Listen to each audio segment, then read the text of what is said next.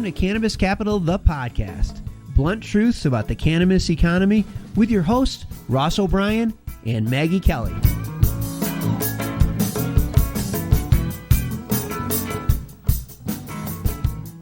Hello, everybody, and welcome to another episode of Cannabis Capital, the podcast. I'm your host, Ross O'Brien, author of Cannabis Capital, the book, a venture capitalist, and I'm here with my colleague and co-host, Maggie Kelly. Hi, Maggie. How are you today?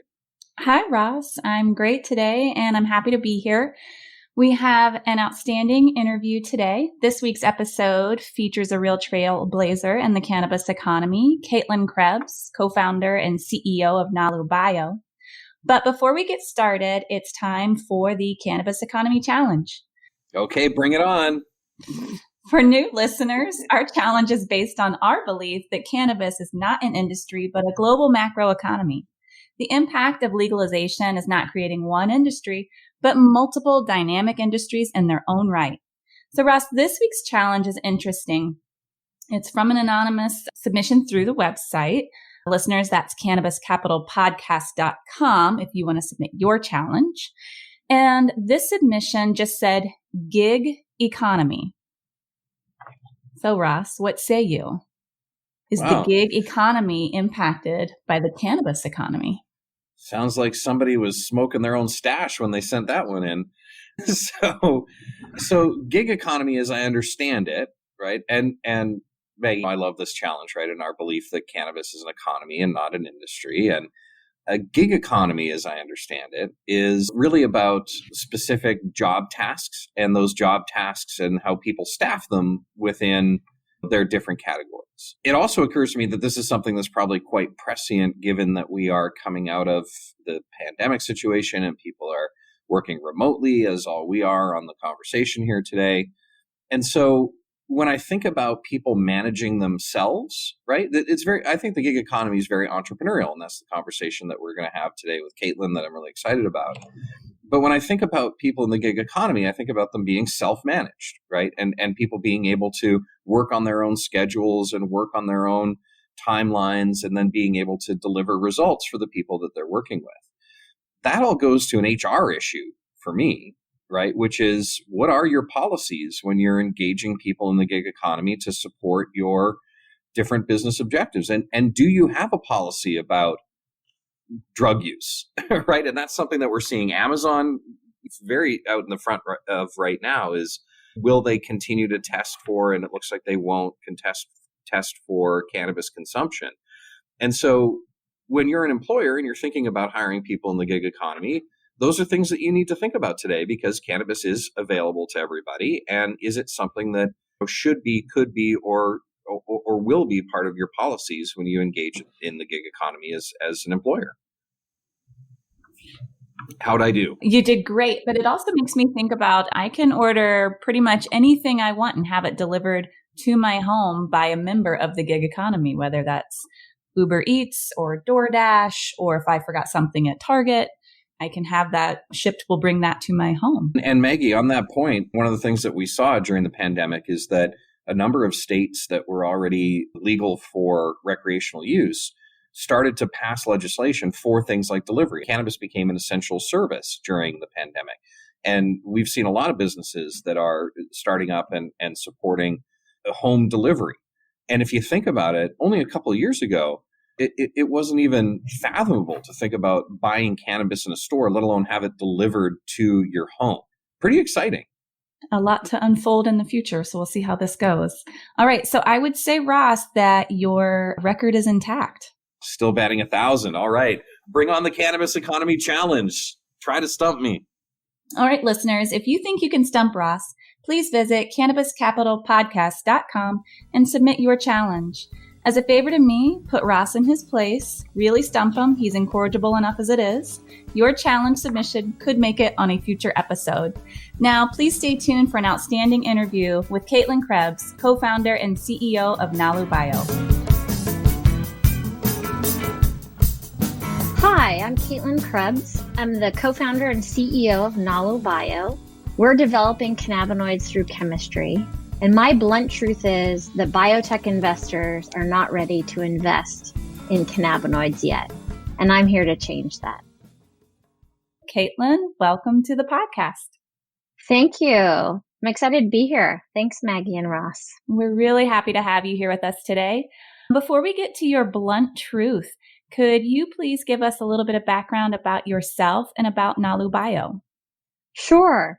I come out of the biotech industry for the last 20 years. Nalu Bio is my sixth startup. I've been in many different therapeutic areas, but what I love is the intersection of science and technology. I've been in Alzheimer's, I've been in diabetes, I've been in cancer. And what excites me about CBD and cannabinoids is the therapeutic potential. There's so much therapeutic potential for cannabinoids. I believe ultimately that we can use cannabinoids to reduce use of pain medications and in particularly opioids. So at Nalu Bio, we are developing cannabinoids through chemistry. So cannabinoids can be made or extracted from the hemp plant or the cannabis plant. They can be biosynthesized, which means you can use organisms like E. coli or sugars to ferment cannabinoids.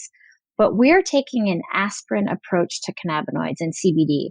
We're making cannabinoids and CBD in the lab through a chemistry-based platform.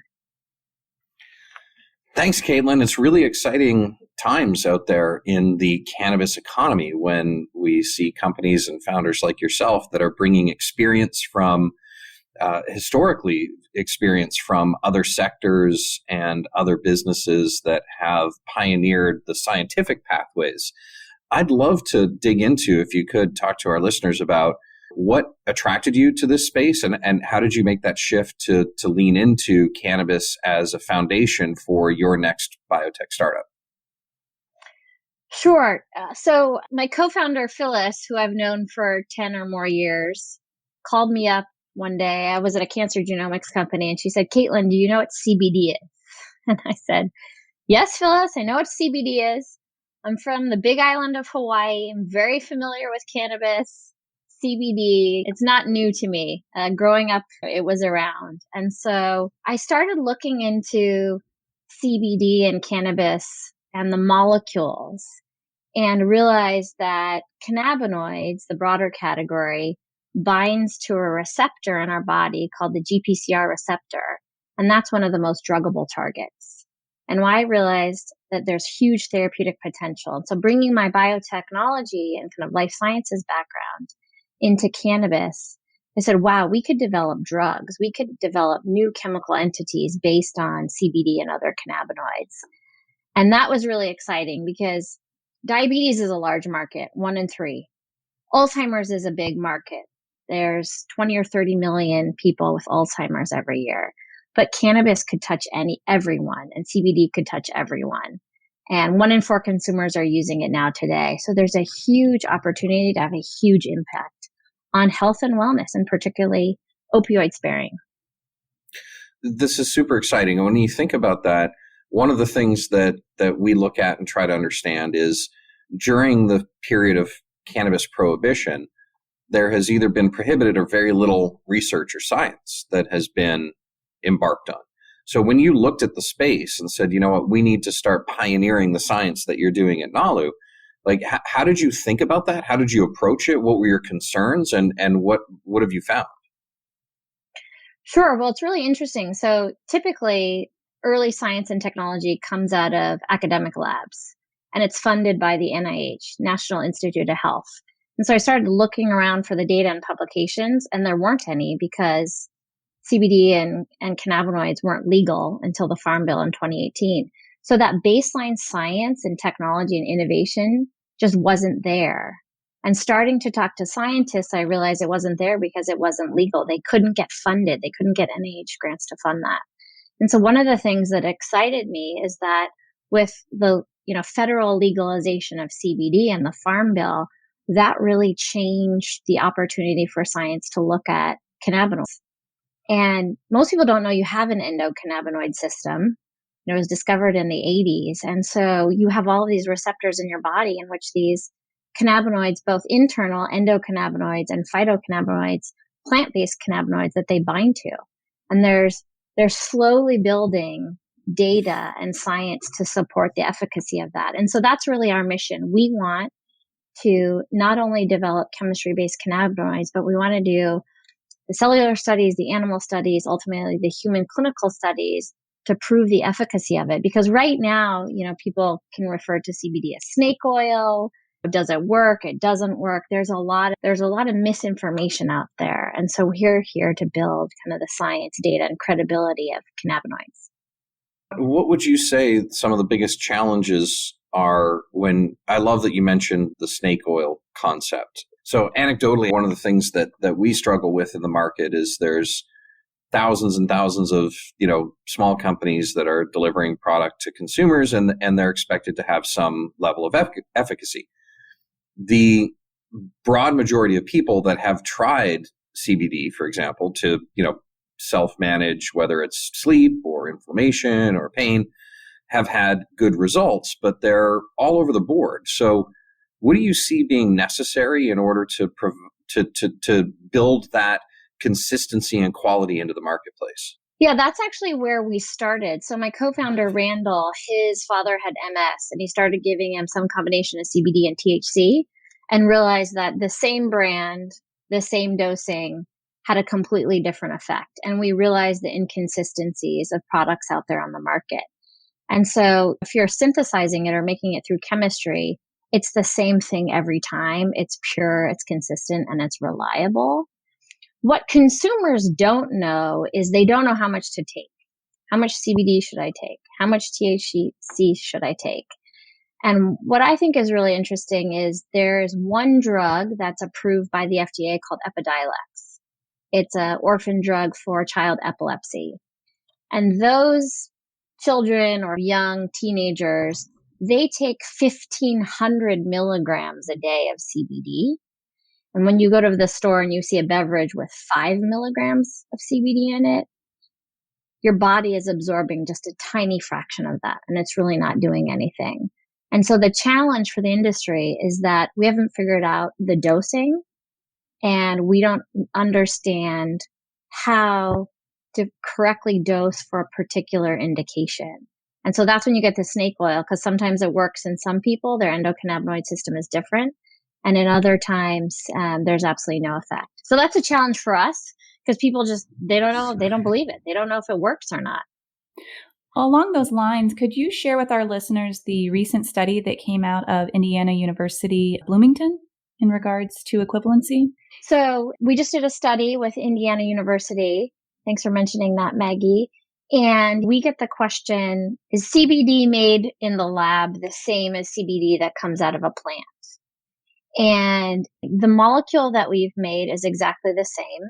And we did a study with Indiana University to prove that. We get that question a lot from community, from consumers, from customers. How do I know that's the exact same molecule? So we put it into 2 assays. These are cellular assays, CB1 and GPR55. Again, I mentioned you have an endocannabinoid system. So our CBD binds to those, and we showed that it's exactly the same and it has the same response as CBD that comes from the hemp plant. So we're super excited. And Ken Mackey, our collaborator there, has been studying the endocannabinoid system for the last 30 years. So if you want to know anything about your endocannabinoid system, you go to Ken. Well, if we could switch gears for a moment here, and I appreciate you sharing the results of that study. But in your introduction, you mentioned that this is your 6th startup. So Yes. I would say 6th startup to me, that says seasoned founder. So I would venture to say that you're relatively young. This is your 6th startup. And I say this because I've worked with founders who, they might have 6 startups, their 10th startup, but they tend to be older men. So in terms of the norm, this is outside of the norm. So can you share with some of our listeners, because we have listeners who are aspiring founders or they're in the middle of their first startup and they're in the trenches. How did you get here? How did you get to be on your 6th startup? And what are the lessons that you've learned or that you can share with our listeners? So I'm actually a biologist by training. So I love the science. And I learned right out of college, I had no interest really in business or building companies. And I started with an internet software company during the first tech boom. And I realized that I was an entrepreneur at heart. We were pitching with a PowerPoint presentation to venture capitalists in Silicon Valley. And I was like, wow, this is really fun. Like, I love telling stories. I love building products. I love solving problems. And that just launched a career. And after being in the internet and the bust, I realized, wow, I miss science. I miss biology. And so I found the biotech industry, which was a perfect combination of entrepreneurialism and science. And I've just moved from company to company. My husband always thinks I'm crazy because I'm all about the technology. I'm about the new next hot thing. I was trying to convince people that prediabetes was a thing 15 years ago, and now pharma has ads about prediabetes. Well, no one thought it was a disease 15 years ago. Or Alzheimer's. I'm trying to convince people you can kind of delay Alzheimer's with diet and nutrition. People thought I was crazy. So here I am doing CBD. I think people still think I'm crazy. I look a bit different than your typical cannabis entrepreneur, Maggie. You're absolutely right. Literally and figuratively. So one of the things I like about investing in the cannabis space is that the entrepreneurs look and feel differently from entrepreneurs that we've seen in other sectors historically. And Maggie was mentioning gender and age and all that. So look, for us, we think great companies are built by great founders, and there is no gender or age discrimination in that, with the caveat that experience does matter. So when you think about the successes and the experience that you have as an entrepreneur, I received a comment on my book one time. Did I mention, Maggie, that I wrote a book? I wrote a book called Cannabis Capital. We can move right past that, Caitlyn. We can move right past that shameless plug. I think I have 3 copies, so don't worry. They're going on eBay for thousands of dollars now. So you're sitting on a fortune there. So somebody actually sent me a comment, and I think they thought it was a negative comment or some feedback on Amazon or something like that. And they said, this book isn't that specific to cannabis. It could be for any company in any sector. And I said, that's the point, right? So can you talk a little bit about your experience and first principles of entrepreneurship and what does and doesn't translate to you building a pioneering company in this new cannabis economy? All of the companies I've been at, the first is, are you solving a problem that people actually have? Because there are a lot of companies out there, particularly in tech, where they're not necessarily solving a very important hard problem. So I like one to solve hard problems. And CBD and cannabis right now is a hard problem. There's a lack of data. There's a stigma attached to it.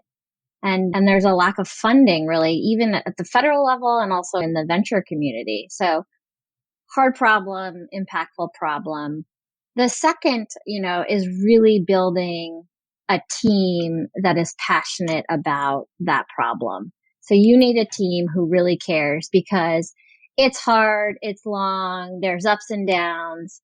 And so you need people who are really committed to the mission and the vision of the company. And then the next piece is persistence. You need to, as an entrepreneur, it's a lot of persistence.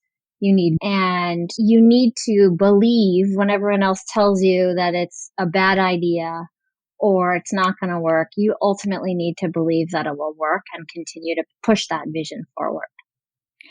You revealed in your blunt truth, we need biotech investors to get ready to invest in cannabis biotech.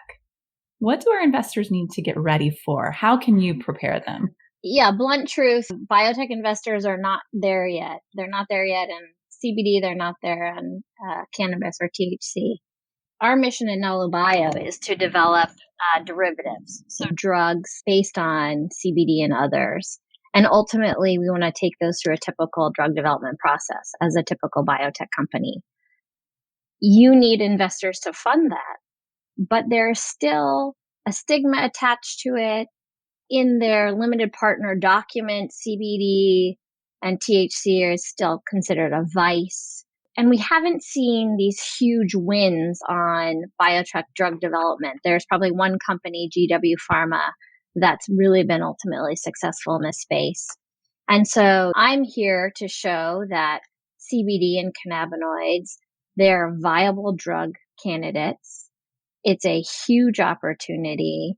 And I'm hoping that investors will change their mind and remove the stigma attached to cannabinoids long term.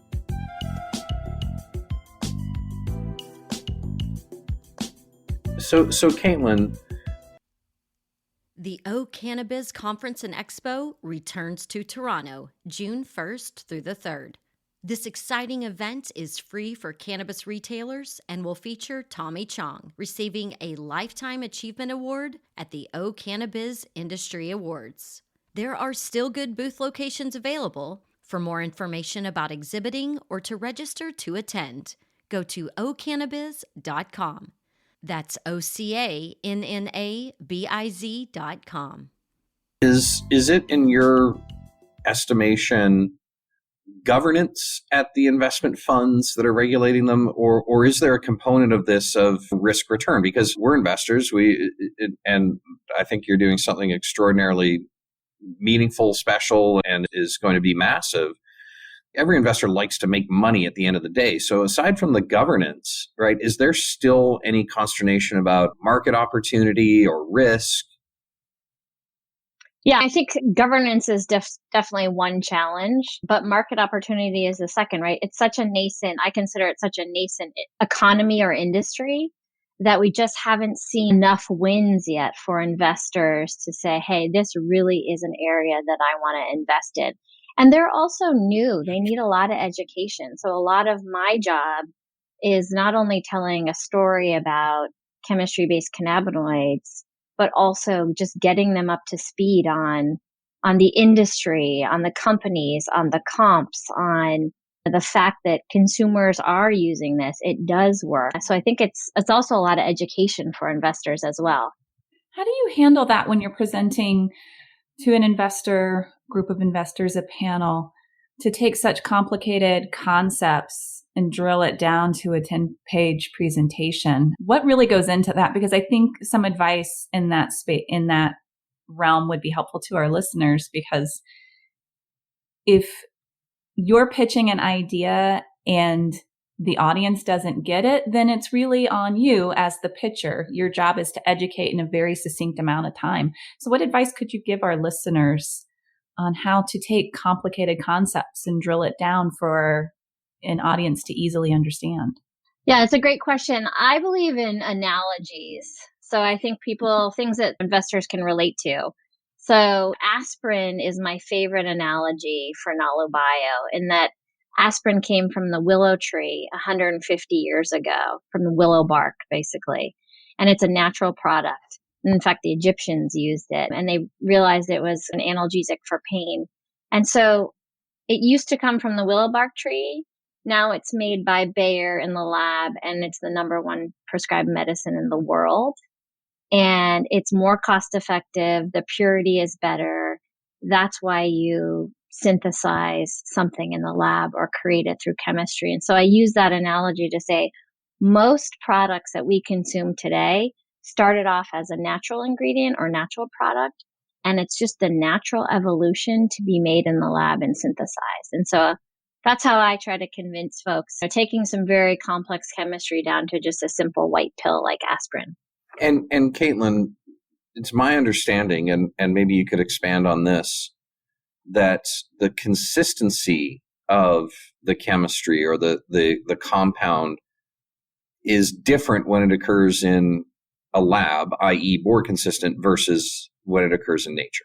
That's exactly right. So in nature, cannabinoids, and there are like 140 different cannabinoids in the plant, let's say the hemp plant, for example, they exist in very low concentration.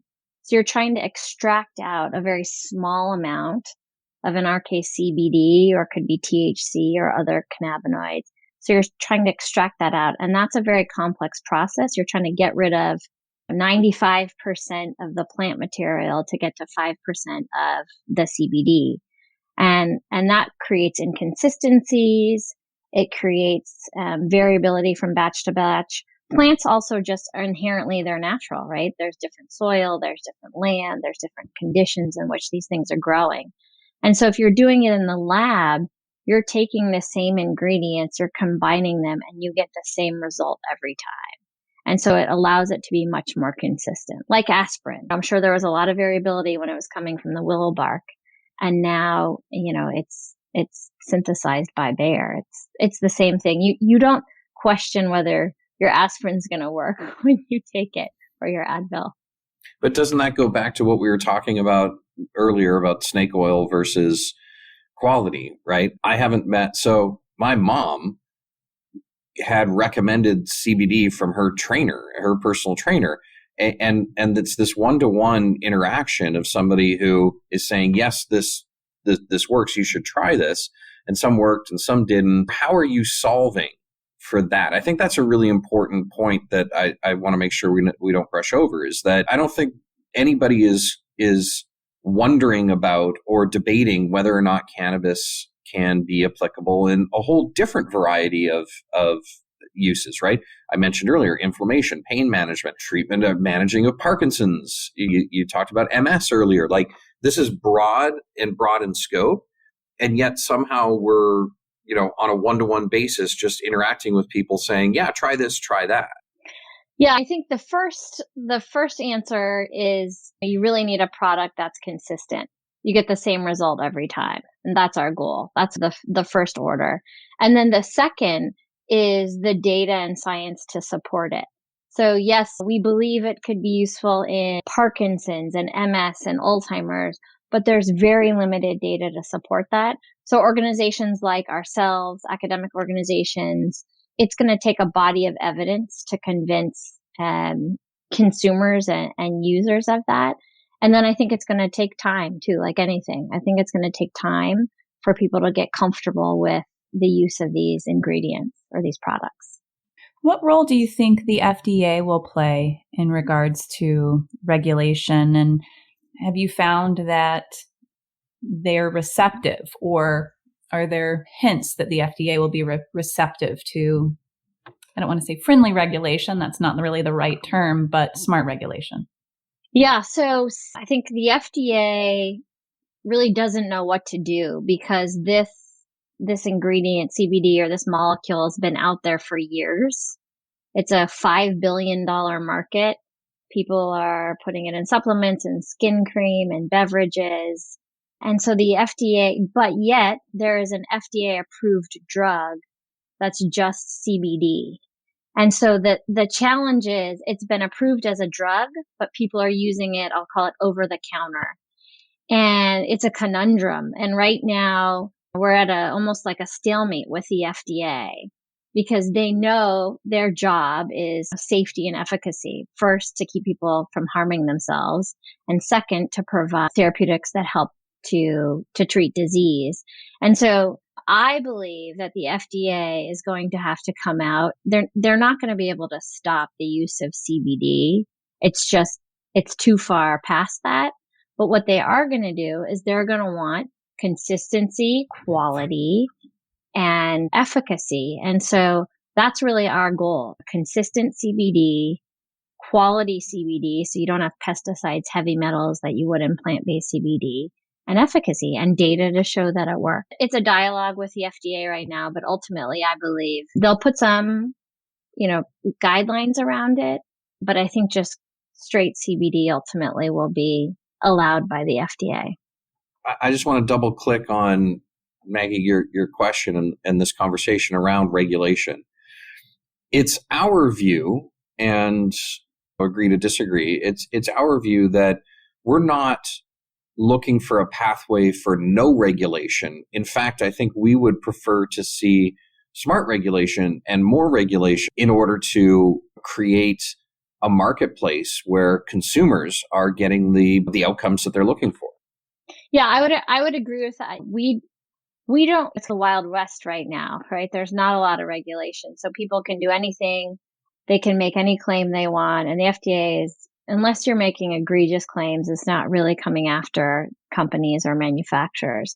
But I would agree, regulation around consistency and quality is absolutely needed. Like any other supplement, there's basically, the FDA comes out with terms that you have to stick to. And if you stick to those, you're allowed to sell it and use it. You just have to be very careful again about the claims that you make. You can't claim that you're curing cancer or curing Alzheimer's unless you absolutely have the data to show that and prove that. So I agree. And I'm hoping that we can help to be part of that dialogue and conversation around putting the right guardrails around CBD so that people are safe and they understand the use cases for it. So if you could, Caitlyn, we wind down every interview by asking our founders, what's advice that you could share, or the one piece of advice that you wish someone had shared with you, or your hardest lesson that you've learned as a founder? So if you could share that with our listeners for any aspiring entrepreneurs out there. The hardest lesson I've learned so far in building Nalu Bio is even if you think your approach is better and novel, it's like we're trying to roll a boulder uphill right now. There's a lot of people that believe CBD or any cannabinoid from hemp in the plant is the way to go. It's been romanticized, it's natural, it's organic. But the challenge is what comes with that is a lot of inconsistency. And so sometimes when I'm talking about Nalu and the incredible chemistry that we're doing, people look at me like I'm crazy because it comes from a plant. I ultimately believe that's the way cannabinoids will be manufactured, but I think that's been the biggest challenge to date. Well, Caitlyn, we also like to wrap up with any recommendations. Like, do you have any books that you would recommend for the aspiring entrepreneurs out there? I knew that was coming. You could feel it. The cannabis economy, Ross. It's so important. We can't say it enough on this podcast. The cannabis economy. Well, Caitlyn, thank you. This has been incredible. I think we've given a lot for the listeners to think about as we discover in all these conversations, and in particular in all the interactions we've had with you. Like there are no simple answers, but there are solutions, and the solutions can be complicated, they can be scientific, and they require a lot of discipline and successful entrepreneurship to bring them to light. So thank you for doing everything that you're doing, and thank you for joining us today. I think this has been really exciting. Thank you. My pleasure. Thanks for having me.